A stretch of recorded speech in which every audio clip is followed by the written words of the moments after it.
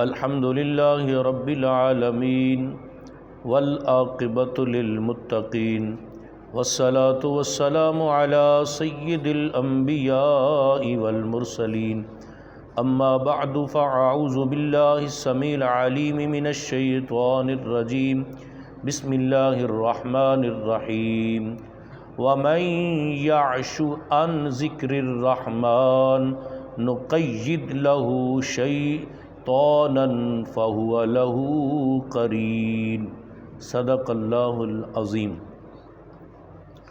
اللہ رب العالمین مالک کائنات خالق کائنات کا پاک کلام قرآن مجید برہان رشید کا پارہ نمبر 25 سورہ الزخرف آیت نمبر 36 ترجمہ کرتے ہیں۔ ارشاد فرمایا،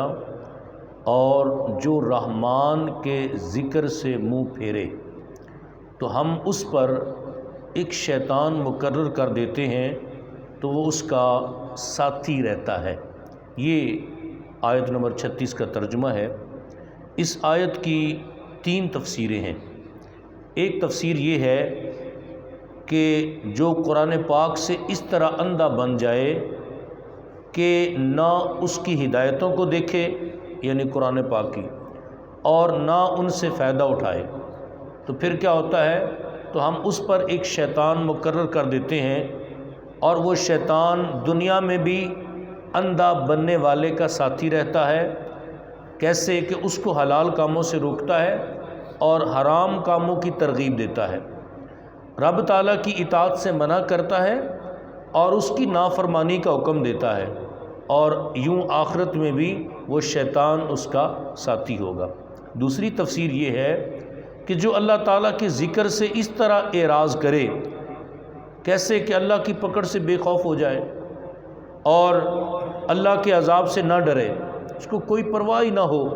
تو ہم اس پر ایک شیطان مقرر کر دیتے ہیں جو اسے گمراہ کرتا رہتا ہے، اور وہ شیطان اس کا ساتھی بن جاتا ہے۔ تیسری تفسیر یہ ہے کہ جو دنیوی زندگی کی لذتوں اور آسائشوں میں زیادہ مشغولیت، دنیا دنیا دنیا اور اس کی فانی نعمتوں اور نفسانی خواہشات میں انہماک کی وجہ سے قرآن سے منہ پھیرے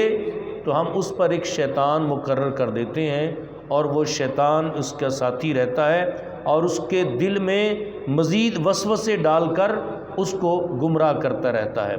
جناب حضرت سیدنا انس بن مالک رضی اللہ تعالیٰ نے روایت کرتے ہیں، نبی پاک صلی اللہ تعالیٰ علیہ وسلم نے ارشاد فرمایا،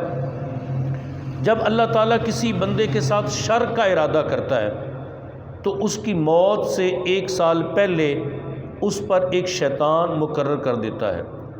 تو وہ جب بھی کسی نیک کام کو دیکھتا ہے، ہوتا نیک کام ہے لیکن اس کو برا معلوم ہوتا ہے، یہاں تک کہ وہ اس پر عمل نہیں کرتا، اور جب بھی وہ کسی برے کام کو دیکھتا ہے